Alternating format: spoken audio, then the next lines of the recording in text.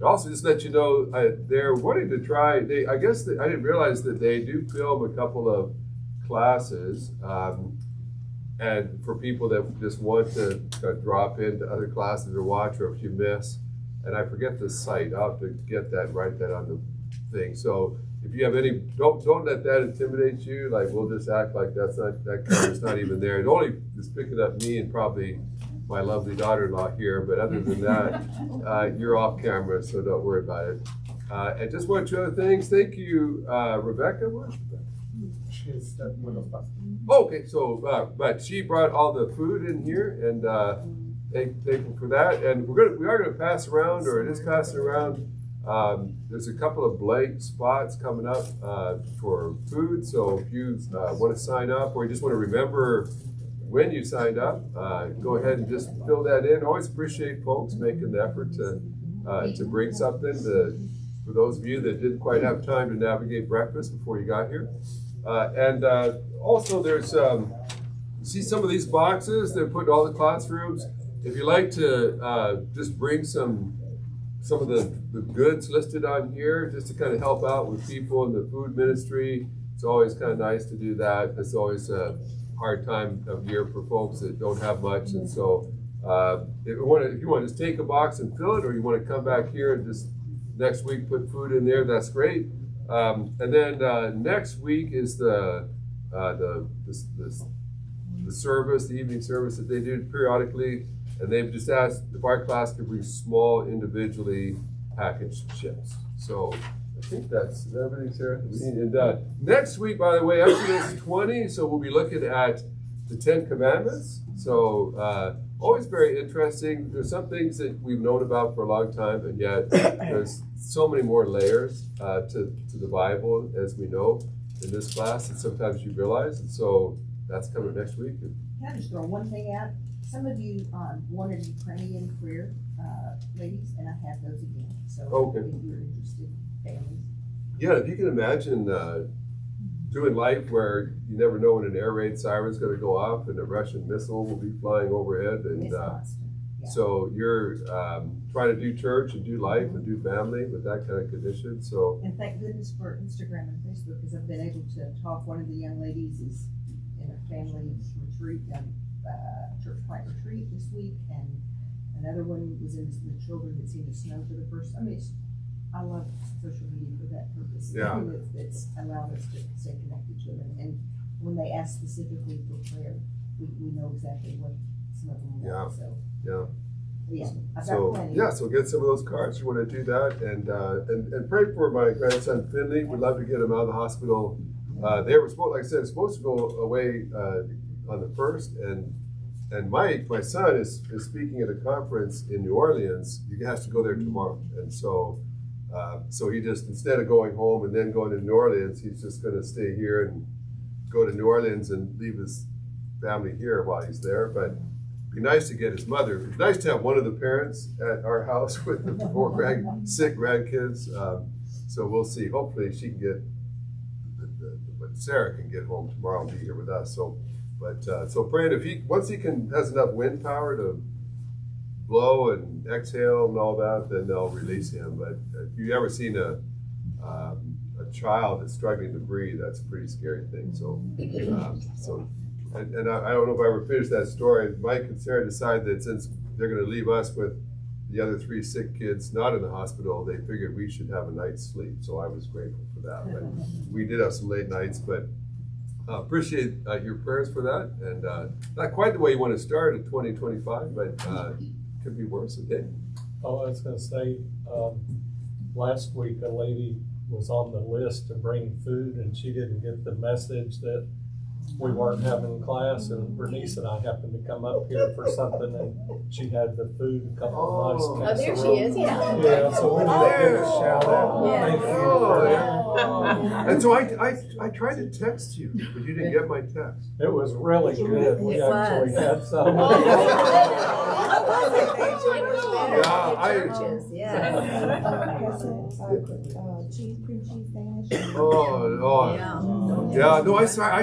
I texted you, but the number I had will tell you that there wasn't a class this week. or last week, but I must have missed it. But I didn't know when we put the sign up list that there wasn't a class there. So I when I saw that last week or 2 weeks ago, I did try to. I should have called to make sure, but I tried to send a message to you, but sorry about that. And I'm really sorry to have missed that food. There, hopefully, I will give us another chance.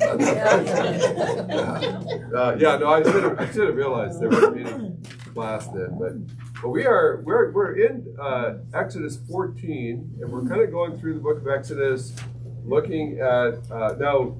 In the New Testament, of course, the whole New Testament centers around Christ, and particularly on what he does on the cross, and that becomes the great deliverance for people, the forgiveness of sins, the being set free.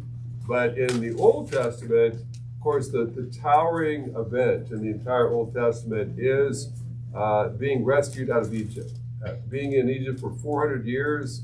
As we saw a week or so ago, we don't necessarily know.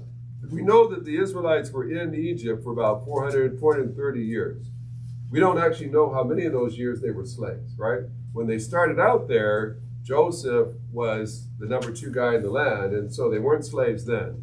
But at some point, it seems like the pharaohs changed, and more than likely, it doesn't just mean that, the father died and the son took over.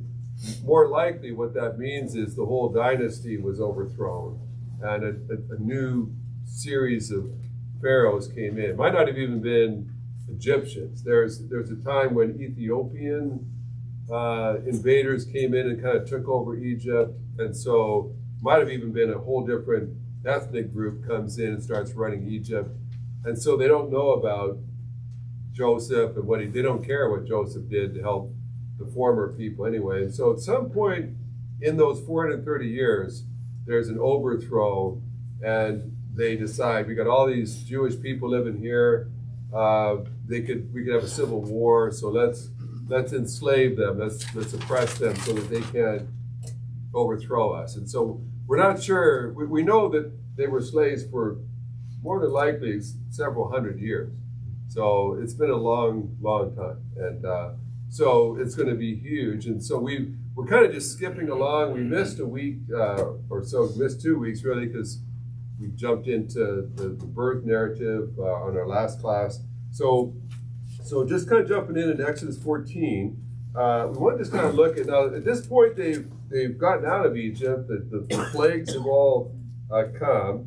And so maybe begin verse 13, or chapter 13, verse 17. We kind of want to just run through this and see how far we can get through 14. But it says, when Pharaoh let the people go, God did not lead them along the road to the land of the Philistines, even though it was nearby. For God said, the people will change their minds and return to Egypt if they face war. So he led the people around toward the Red Sea, along the road of the wilderness, and the Israelites left the land of Egypt in battle formation. So when they do leave, now God has, of course, unleashed 10 plagues and humbled the Egyptians. Now Pharaoh finally says, hey, we're going to be destroyed if we don't let these people go. And so he lets them go, and they're coming out. And if you look at a map, we should really have a Bible map in here somewhere. Would be good. But if you come, they would have probably, most people feel like they were situated in the northern part of Egypt. So if you're in the northern part of Egypt, you can just kind of go just around the corner almost and get up to Israel. You can go along the coastline. There's a big highway there at that time. Would have been the fastest for sure. But here it tells us they don't go the short way. They don't take the easy highway. And why does it say they didn't do that? God had a reason for that. It's what they would have turned back and gone right back to Egypt. What would have made them do that? If they went through along the coastline. Not Pharaoh. Now Pharaoh, at this point, he's let him go, right? But fear. Oh, fear. Fear of what? War. Okay, war. War with who? Who lives along the coastline in southern Israel? Philistines. Yeah. So all the Philistines that are going to give them grief for a long time to come, they've got 5 major cities, mostly along the coast. And so if you're going along the coast, these Philistine cities don't like large people movements, passing through.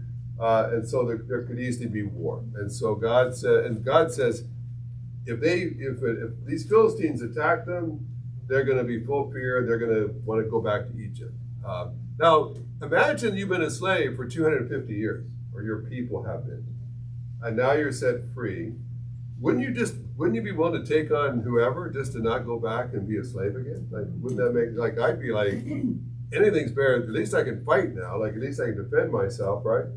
Why would the Israelites be so wimpy at this point?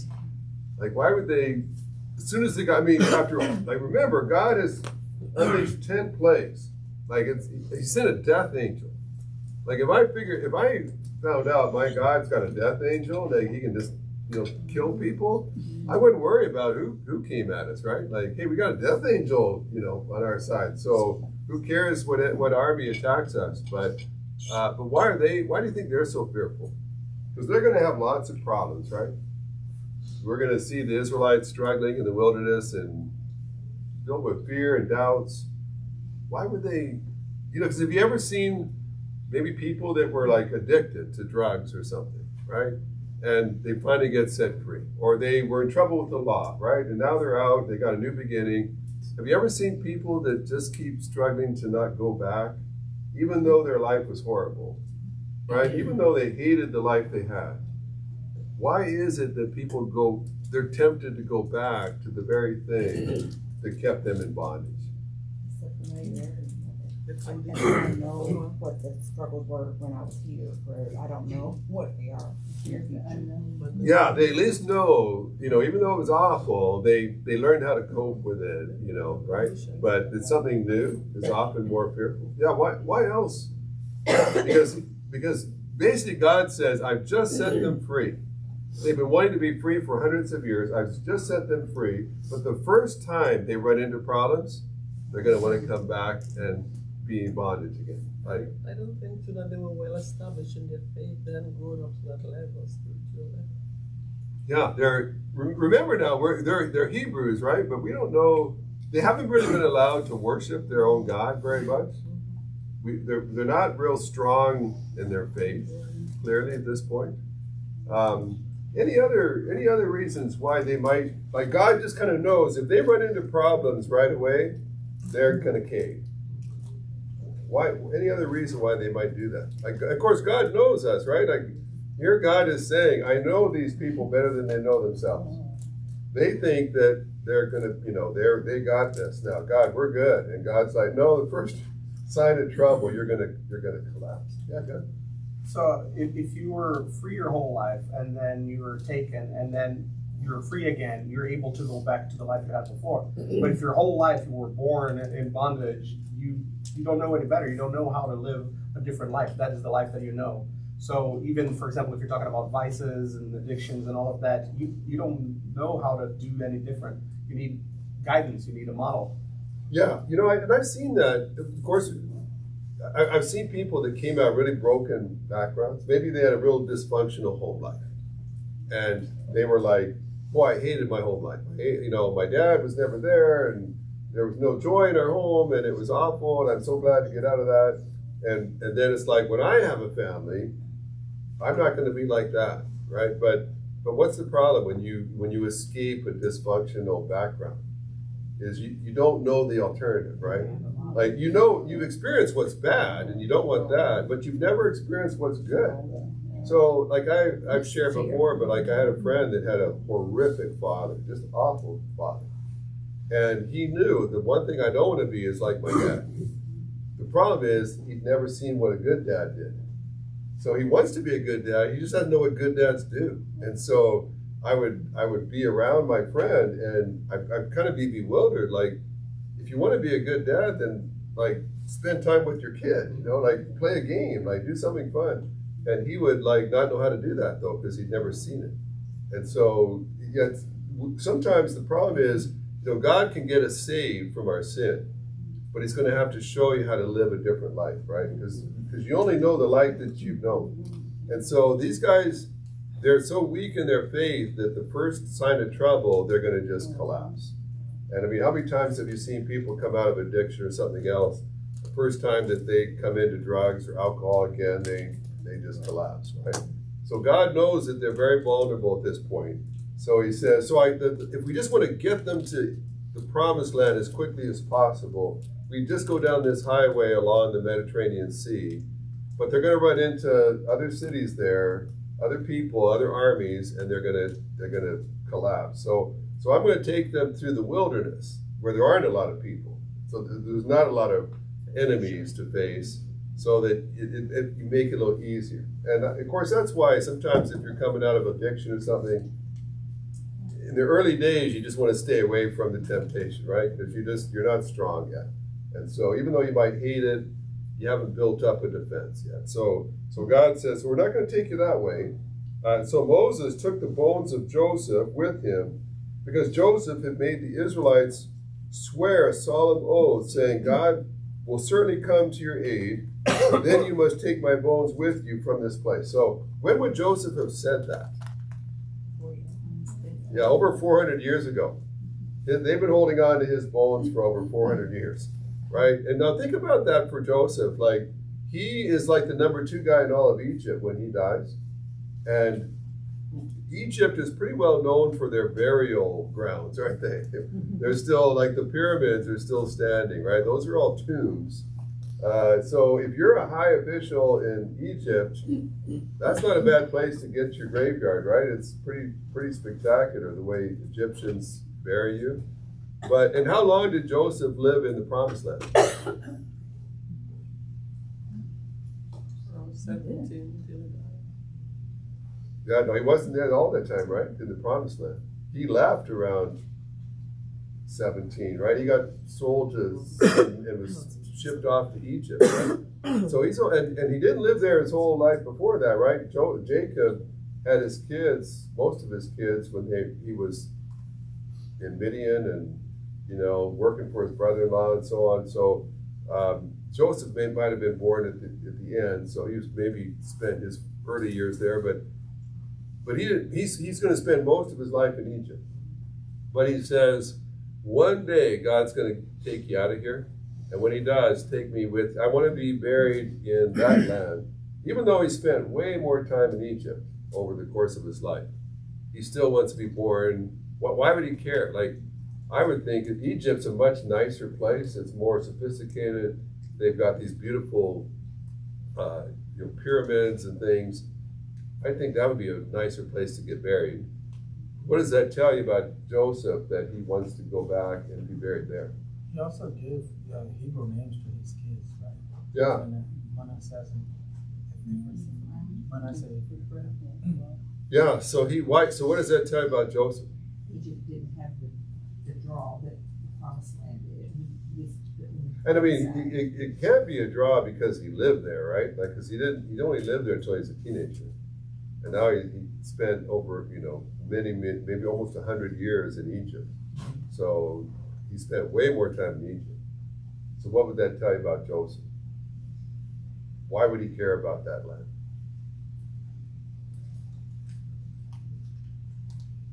He wanted to connect with his family. And God. Okay. Yeah, and God promised his dad, his grandfather, his great-grandfather, that he was going to give them the land one day, right? And so he knows a promise of God. And when you know God's made a promise, you want to just aim your life at that, right? So, but in fact, the promise is going to take place for over 400 years. Are you willing to wait that long? But it's like, but one day, I know if God said it, it's going to happen. Even if it's 400 years from now, if God said it, if you're patient long enough, it's going to happen. So he said, whenever that happens, I'm not sure when, but I want to be back. So remember when Joseph was at his peak, his dad Jacob died in Egypt, and he went in a huge caravan and took his dad's bones back to Egypt or to Canaan, right? So he's like, I want to be buried with my dad. I want to be buried with Abraham and those guys. So 400 years later, they're carting him back. And so it says, but then notice verse 20, it says, they set out from Succoth and camped at Etham on the edge of the wilderness. The Lord went ahead of them in a pillar of cloud to lead them on their way during the day, and in a pillar of fire to give them light at night, so that they could travel day or night. The pillar of cloud by day and the pillar of fire by night never left its place in front of the people. And that's, of course, a beautiful picture, isn't it? And what does that symbolize? You got all day long, there's this big cloud ahead of you. It's always in front of them. Or a pillar of fire that you could, no matter where you were in this camp. You got to realize, I mean, there's hundreds of thousands of people. It's a pretty good sized campment. And no matter where you are, though, you can always see that fire. You can always see the cloud. And this is going to happen basically for about 40 years, right? 42 years, where they're wandering in the wilderness. And for 42 years, as you grow up, every day you're going to see that cloud. And you're going to see the fire at night. What do you think that would have, what should that have ingrained into the Israelites' minds? That God is leading them. Yeah, that we know and so how do you know when to move or when to stay? Yeah, when that cloud starts moving, you follow it, right? Now wouldn't that be kind of nice if we had that now?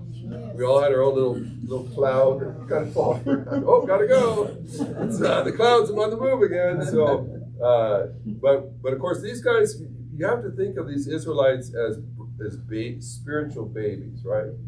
They're babies at this point. They're not used to following God. And by the way, it's part of growing up, right? It's one of the reasons God knows that these Israelites are going to have trouble if they face opposition is that they've been slaves all their life. They've never had to make decisions on their own. They've never been leaders. They've always been slaves. So it's hard. Have you ever known people that were like really good workers at maybe the company, and then they get put into management?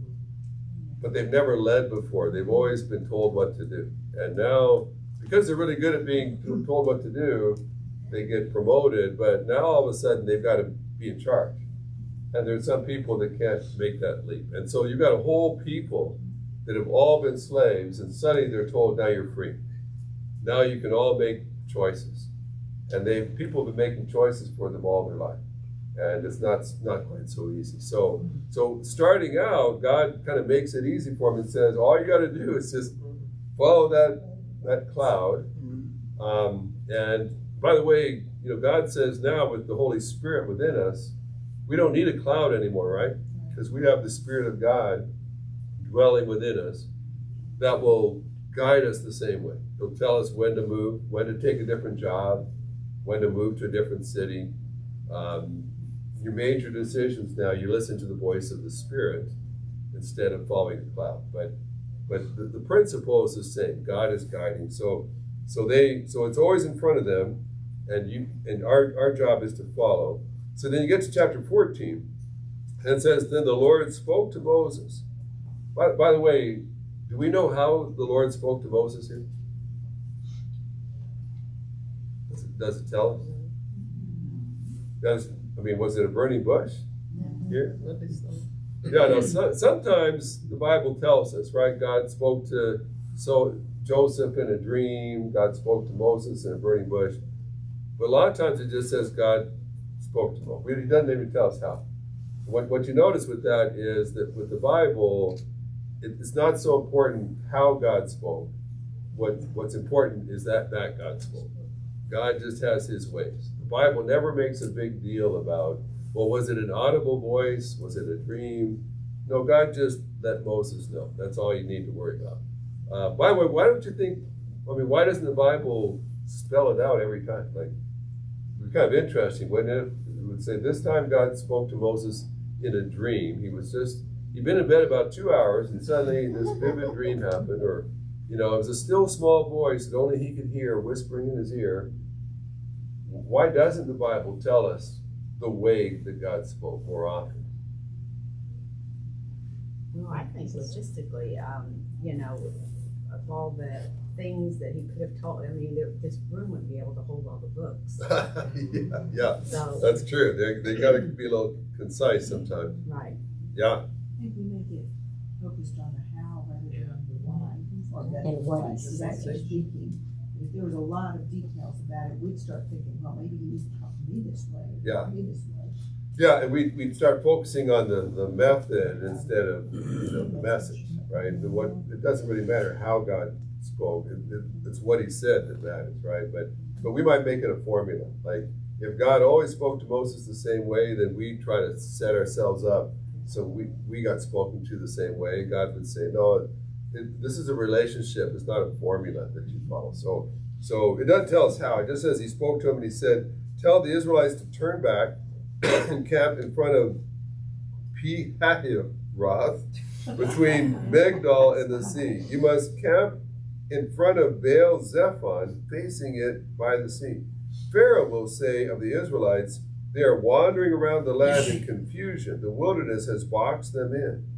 And so if you were to follow this on a map, it's going to look really confusing. Like you got this massive group of people, and there's a shortcut straight to the promised land, but they don't go that way. Instead of going down the main highway, if I'm traveling long distances, I don't like taking back roads. Unless there's a traffic accident on the highway. I want on this 75 mile an hour speed limit highway. Just get me on there. Let's get where we're going as fast as we can. But the Israelites don't take the super highway. They end up kind of veering off, wandering into wilderness, and they end up backed up against the Red Sea. And so if you're Pharaoh kind of keeping an eye on where they're going, you're shaking your head and saying, these people, clearly they don't have a leader in the bunch. None of them can read a map. Nobody can, tell where they are. They're wandering aimlessly in the wilderness. Now they're backed up against a sea. They can't even move forward. And so what do you think that's going to say to, what's God saying? That's going to send a message to Pharaoh, isn't it? Yeah. What's Pharaoh, what's he going to conclude? They're clueless. And of course, when you see that, these people that finally forced me to have to let them go, now they're free and they're wandering around and they've got themselves hemmed up against a sea. What might that start doing in Pharaoh's head? Yeah, why did I let these people go? They can't even walk a straight line. They're meandering here and there, and now they're. Now what happens if you're backed up against a big body of water? What's Pharaoh going to be thinking? They're trapped, right? They can't escape. So if we get on the other side of them, they've got nowhere to go. We're on one side, the sea, water's on the other. Whoever is leading that caravan is just led them into a perfect trap. And so maybe it's not too late to bring. Now, if they had gone down the main highway and they're making good time going down the highway, Pharaoh might have thought, it's not even any point trying to track them down. They're gone. I see their taillights way down the highway. What's the point? But they're meandering. So I don't know that there would maybe never have been a Red Sea incident if they'd just gone the easy way down the highway. But now they're trapped. And so Pharaoh says, you know what? Why did I let people that stupid get away? I can still be controlling them. So he starts thinking about that, and it says,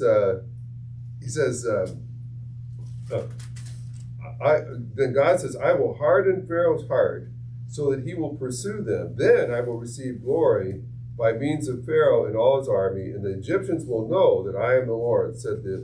So the Israelites did this. And so what's God's plan? By the way, in this chapter, he's going to say this about 3 different times, that he's going to harden Pharaoh's heart. And that's been a very controversial phrase in the Old Testament. Because what does that mean for God to harden someone's heart? It goes contrary to the free will. Yeah, it's and how is that? Because because with free will, man would say, I'm the one who's making the choice, I'm the one who's making the decision. But for me, I think it's a bit of both. It's a bit of both. Okay. God can, if he wants his mission to be accomplished, you may think that you're the one who's doing it on your own, but you're really not. Yeah. And so what I mean, technically, what does that mean? If he's hardening his heart, is he changing his heart? Is he making his heart different? No. It will be more difficult to change his heart. Yeah, but I mean, is he putting like evil thoughts into his heart? Yeah. Is he like giving him ideas of sinister things he wouldn't have thought of otherwise? No, I think what he's doing is he's sort of putting it in stone. He's saying this: your heart is bent toward evil. Your heart is prideful. Your heart wants to control. So I'm just going to fix it there. I'm going to just keep it there, so that I don't think he's like Pharaoh's a nice guy and God makes him a bad guy, right? It's like his heart is leaning toward evil already, and so God says, I'm going to make that your destiny. And so again, what people have said is it would be different if you're a real nice person and God just turns you into an evil person. But basically, Pharaoh is an evil person who desires that. And basically what God's going to do is say that I'm going to give you what you want. I'm going to let you do what's in your heart to do. And of course, now you think about this, and of course people really wrestle with this because there's going to be a whole bunch of Egyptian soldiers who are going to drown because Pharaoh's heart is hardened, right? So there's going to be a lot of people who are going to suffer and die because his heart gets hardened. If he just let them go, all those Egyptian soldiers would live to fight another day, right? But there's going to be a lot of people who are going to pay a price because a heart got hardened. Josh? I remember C.S. Lewis once said that there's two kinds of people in this world. Those who say to God, thy will be done, and those to whom God says, fine, then have it your way. Right, yeah, thy will be done. And yeah, and so hardening a heart I don't think it changes it, it just sets it in the direction. It says, and thy will be done. You still just cursing yourself for letting all this free labor get away, and you really want to go get them, and so I'm going to let you know. But is that fair? Like, why would God? It's one thing if Pharaoh died, right? Like, why doesn't God just strike Pharaoh dead and say, okay, you got a bad heart, you're done. Like, but no point in the whole army dying because the Pharaoh has got a bad heart, right? But what's going to happen is 600 charioteers and a bunch of soldiers are going to die because of Pharaoh's heart. By the way, have you ever just seen people that just were bent on destruction? Like just self-destruction? And again, you see that with people with addiction sometimes. Like you watch people, the choices they're making is destroying their health, it's destroying their families, it's destroying relationships, it's destroying their future. And sometimes you shake your head and you just say, like, look around you. Like all the results of your choices are destructive and painful. Why would you keep doing that? Why would you not change, right? But you see people that just become set on their destruction, right? They can't, for whatever reason, stop acting this way. And the more they act that way, the more people around them suffer as well.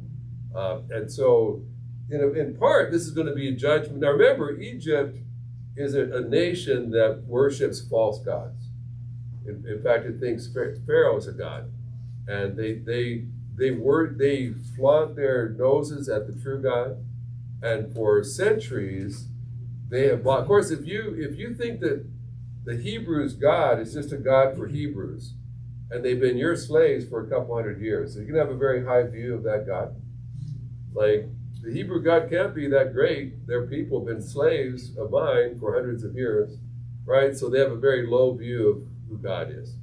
And so God is going to do something so spectacular that the whole nation of Egypt will be shaken to the core. And probably most of the normal sort of families in Egypt are going to lose a son that day because of the Red Sea. So God And what we don't know is what Egyptians might start believing in the true God because of the Red Sea. I wish we knew more of the story. But God always has his purposes. And yeah. So was that a contest between gods? Yeah, well, that's the way it would normally be viewed, right? It's because the Babylonians had their God, the Assyrians had their God, and every time two different peoples fought, it was always whoever won, you assumed their God was more powerful. And so when the Babylonians cart the Israelites off to Babylon, to them it's clear that the Babylonian God's way more powerful. When the Romans obliterate the temple in Jerusalem, you assume, well, the Roman gods must be more powerful. And so God is going to make it very clear. God, his own honor is at stake in a sense. And so God's going to make it very clear. You think it would be clear enough. He's just brought 10 plagues on them. But he's going to, but remember also, the other thing we noticed is that 40 years later, when the Israelites finally enter Canaan, when they get to Jericho, what did they discover? All the people in Canaan had heard about the Red Sea incident, and they're all terrified of the Israelites now. And you kind of wonder how a ragtag bunch of rebellious slaves, former slaves, can conquer a whole land. Well, part of that was God. The Bible will tell us God put the fear of God into all the nations. Even as they went out to fight the Israelites, they sort of feared that they were going to lose because they heard what happened in Egypt. And if God can take out Egypt and 600 chariots, we don't have that. So they'll probably take us out too. So part of the destruction of Pharaoh is also paving the way when they go into the promised land. The sad thing is the Israelites don't realize that, right? They don't realize what God's doing. And for 40 years, they're going to wander in the wilderness, even though God had already prepared the way and terrified all the Canaanites. For 40 years, the Israelites are going to be living in fear in the wilderness with no idea that all the Canaanites are living in fear because they're afraid of us. How sad for God to have put everything in place and then God's people not to trust him and to spend 40 years in wilderness. So, yeah. Like when I was like meditating on this passage this week, I don't know, like it reminded me of other people in the Bible, especially in the Old Testament, that they went through this wilderness process, like the wilderness, a desert phase of life. That was important for them to start their whatever they were called to do, ministry or to be a king. For example, David, he was anointed king, and until he take over the throne, it seemed like it took like 17 years in a wilderness too, right? Suffering a lot. It's the same with the Joshua in the Bible. Elijah, and all this, like there you see stories over stories of people going through, metaphorically speaking, not necessarily literally speaking, going through this desert phase of the wilderness. Jesus, the 4 days before the beginning of the ministry, which make me, I remember like my pastor in Brazil used to say that a lot, that God, for some reasons, he wants us to go through the desert, because that is in the desert that God prepares us for ministry. And the desert is long. It is, in our time, it is a long process of preparation. It's not a short process. So like, I'm anxious. And I think we live nowadays, everybody wants everything to go right away, but this is not the way that God prepares us for what he wants to do. Yeah, it is interesting. There's no question that God always prepares you for what is coming. Now, he doesn't make everybody go into wilderness, although a lot of the big name ones did. Jesus, Moses, David, so on. Elijah was in there. So I wouldn't say it as a rule of thumb that everybody has to be in the wilderness. I think if you obeyed God every time he told you to do something, you might not need a wilderness. But for a lot of us, we need a lot of schooling, and we're not ready yet. And as we've seen, God always works in you before he works through you. And so a lot of times the wilderness is the kind of tool that God can get a lot of work done on us. And so sometimes, of course, wilderness tends to isolate you from other people. when we're constantly around other people, we're hearing their opinions and their viewpoints. It's very confusing. Sometimes God just pulls us out and says, the only person you need to be listening to right now is me. Just get my voice settled, and then you'll be ready. And so, yeah, so it all appears like the wilderness was not God's plan. God was like, if you just keep trusting me, you could be living in Canaan in just a short time, had they obeyed, had they trusted. But they didn't, which indicated they weren't ready yet. They needed more work done. So let's spend this time in the wilderness getting you ready. So just to kind of push to the end here, that the Egyptians say, look at those guys are so clueless. Whoever their general is has led them into a trap. They can't escape. So the Egyptians take off 600. Of course, to us now, chariots are kind of obsolete to us.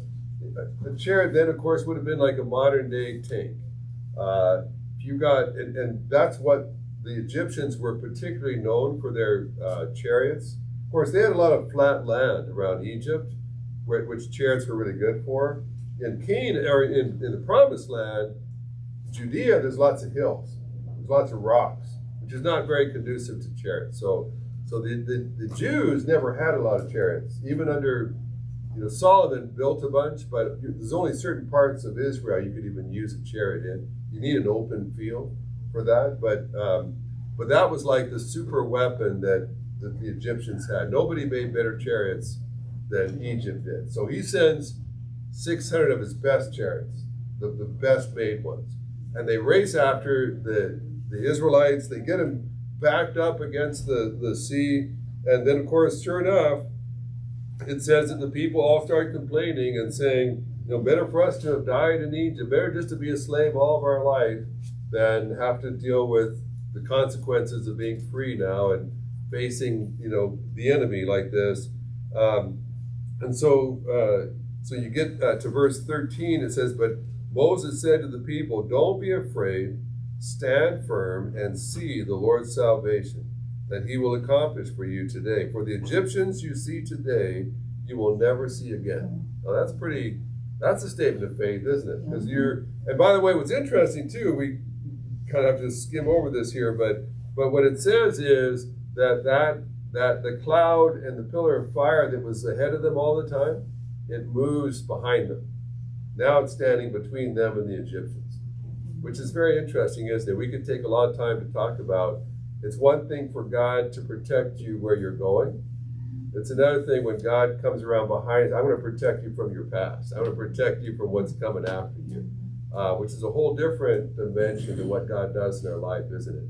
Because there's a lot of us that can have demons of our past coming after us to say, no, I'm not going to let you go and live this free, good, abundant life. I'm going to come after you.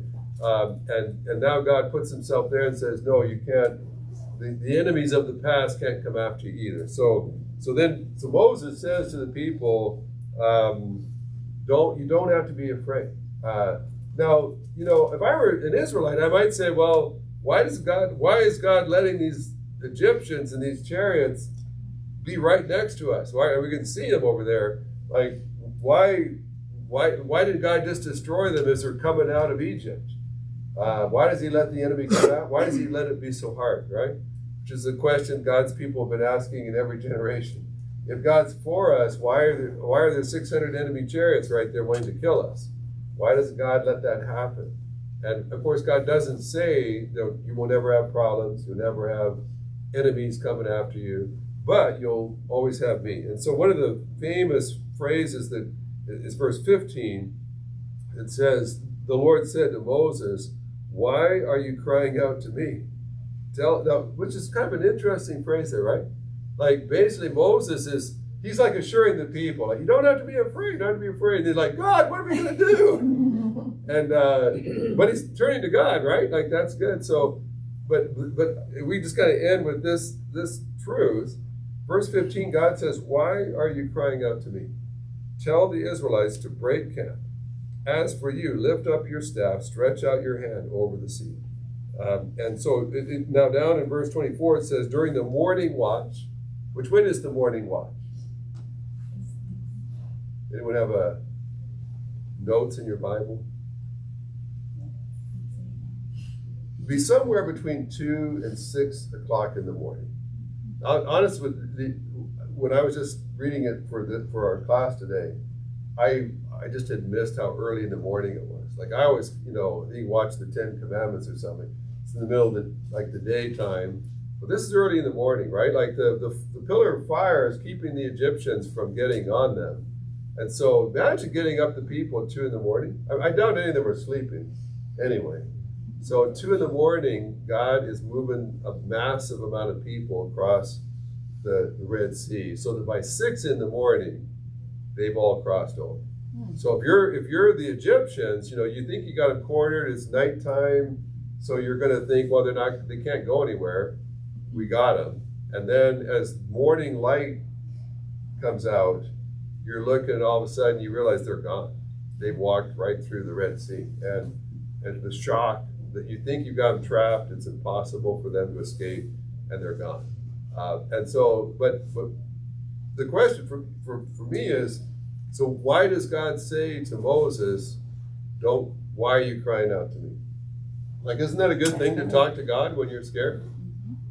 Like, if you got a problem, isn't that a good thing to pray about it to God? And basically here God's kind of saying, what are you praying for? Which is sort of odd for God to say that, right? But there was expectation too. Yeah, He's already talked to him and told him how he was going to do it. Yeah, is there? I told you to do. Is there a point where you don't need to pray about something anymore? Have you ever known people, it was as clear as the nose on their face what God wanted them to do? Stop hitting your head against that wall, And when you keep, and at a certain point, do you have to pray about not sinning anymore? Do you have to pray about making bad decisions anymore? Is there a certain point where you don't need to pray anymore, you need to act, right? And that's what God's going to say to Moses. You don't need to pray about this anymore. I've told you what to do. Get going. And there's just a point where, you do want to pray at one point, right? In the beginning, you should pray. But at a certain point, quit praying, get walking, get moving. You don't need to keep praying. I know people who pray for years about something they could have done years ago if they had just started walking, right? They just started acting. And so if God doesn't tell you what to do, you should keep praying. But at a certain point, you know what to do, and that's enough. And so I love that phrase. For some folks, you prayed enough, it's time to get to business. And I just kind of leave that with you this morning and I'll just close in prayer. But as you go into 2025, some of you may already know what God wants you to do. And if you do, how deep into 2025 are you going to get before you get your feet in motion and you just start doing what you need to do? This might, hopefully for some of us, this will be the year where we get moving forward and we start having the victory that God will give us. But you don't get the victory till you start marching forward, right? As long as you sit in fear, you're not having victory. At some point, if you want victory, you get moving. And so I pray that this will be the year where a bunch of us have some victories in some things that God's already paved the way, God's already got it in place.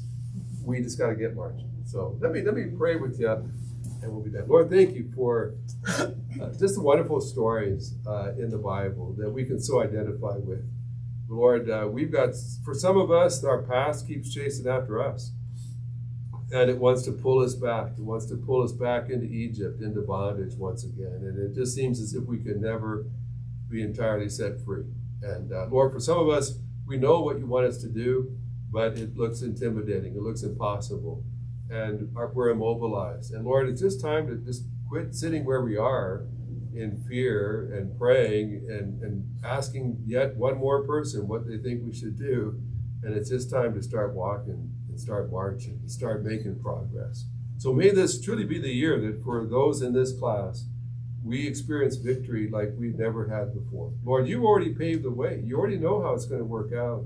Now it's just a matter of us trusting you and stepping out and getting moving. So may we get moving even this week, Lord, with whatever we know you want us to do. May we not wait another week before we start moving in that direction. And I pray this in Jesus' name. Amen. Amen.